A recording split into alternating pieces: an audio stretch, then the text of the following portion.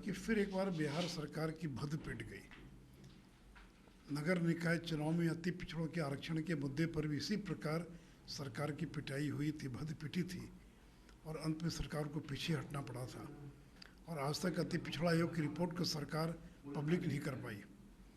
और देखिए, जब मुकुल रोहतगी जैसे सीनियर व्यक्ति सुप्रीम कोर्ट में उपस्थित हुए तो यहाँ बिहार सरकार को चाहिए था कि देश के नामी गिरामी बड़े बड़े वकीलों को उपस्थित कराते, लेकिन यहाँ पर तो कोई दिल्ली से बड़ा वकील आया नहीं। और पिटिशनर ने जितने सवाल खड़े किए, एक का भी जवाब बिहार सरकार के वकील नहीं दे पाए और ये मामला फंस गया। अब इस मामले का क्या होगा मुझे पता नहीं है। देखिए, ये तो बीजेपी सरकार का ही निर्णय था। जिस समय जून महीने में बिहार के कैबिनेट ने फैसला लिया, उसमें आरजेडी सरकार में शामिल नहीं थी। तारकिशोर जी डिप्टी सीएम थे, सम्राट चौधरी थे उस सरकार में, तो ये बीजेपी की सरकार का ही फैसला है।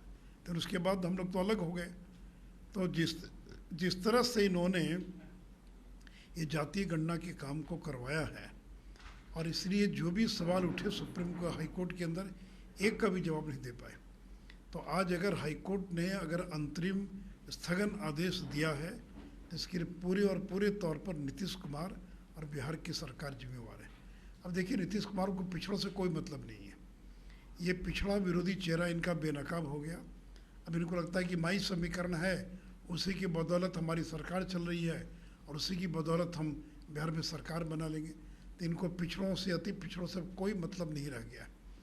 तो इसलिए अब तो जुलाई के अंदर डेट पड़ा है, तो ये अंतरिम आदेश है, बीच में सुप्रीम कोर्ट हस्तक्षेप भी नहीं करेगा।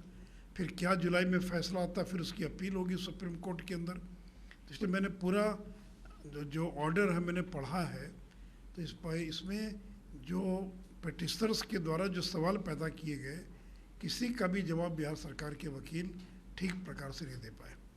तो ये बिहार सरकार का फेलियर है कि 6 महीने के एक्सरसाइज पर पानी फेर दिया बिहार सरकार ने।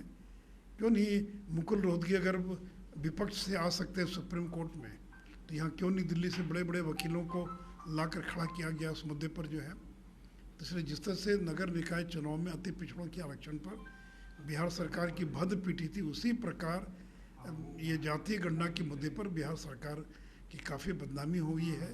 आज कोर्ट ने स्टे कर दिया, चूँकि ये लोग उन बातों का जवाब नहीं दे पाए। जो क्या लगता है कि सरकार इसके पीछे कुछ मंशा रखती है कि ये जातीय नहीं, देखिए ये किसी तरह से गंभीर नहीं है। इसलिए मैंने कहा कि अब इनकी राजनीति माई समीकरण के इर्द गिर्द घूम रही है। इनको पिछड़ों से मतलब नहीं, जो कि जो अति पिछड़ा वो तो बीजेपी के साथ आ गया। तो इनका पूरा भरोसा केवल माई समीकरण पर है। इसलिए चाहे वो नगर निकाय का चुनाव हो या फिर अभी पंचायत के ये जातीय गणना का मुद्दा हो, इन दोनों मुद्दों में बिहार सरकार कोर्ट के सामने जवाब देने में पूरी तरह से विफल साबित हुई है। बजरंग दल को लेकर के हाय तौबा मचा हुआ है, बिहार में भी सब उठने लगा है कि उस पर प्रतिबंध लगना चाहिए। है हिम्मत तो लगाए प्रतिबंध। देखिए, ये कांग्रेस के साथ मिलकर सरकार चला रहे हैं, और ये कांग्रेस है जिसने पीएफआई पर, जो पॉपुलर फ्रंट ऑफ इंडिया है, उसके हजारों लोगों को से मुकदमा वापस ले लिया, उनको रिहा कर दिया। सिद्धारमैया जब मुख्यमंत्री थे तो उन्होंने मुकदमे 1600 से ज़्यादा मुकदमे वापस ले लिए और 2300 से ज़्यादा लोगों को जेलों से रिहा कर दिया या जो केसेस विड्रॉ किया।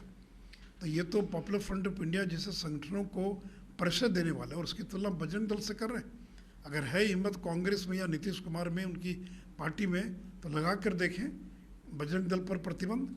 देखिए, आरएसएस, बजरंग दल, विश्व हिंदू परिषद से आपके मतभेद हो सकते हैं, लेकिन ये कोई आतंकी संगठन नहीं है। आप इनकी तुलना पीएफआई से करेंगे, बाकी से करेंगे, तो ये उस प्रकार के संगठन नहीं है। ये देशभक्तों का संगठन है, और आप उन पर प्रतिबंध लगाने की बात करें। और राष्ट्रीय जनता दल के और जेडीयू के कई सांसदों का बयान आया है कि बिहार में प्रतिबंध लगाने की हिम्मत है तो लगाएं धीरेन्द्र शास्त्री के कार्यक्रम पर बैन, लगाएं बजरंग दल पर बैन। इनको मालूम पड़ जाएगा कि बिहार के अंदर क्या स्थिति पैदा होती है। तो इसलिए माहौल को ये लोग खराब करने पर तुले।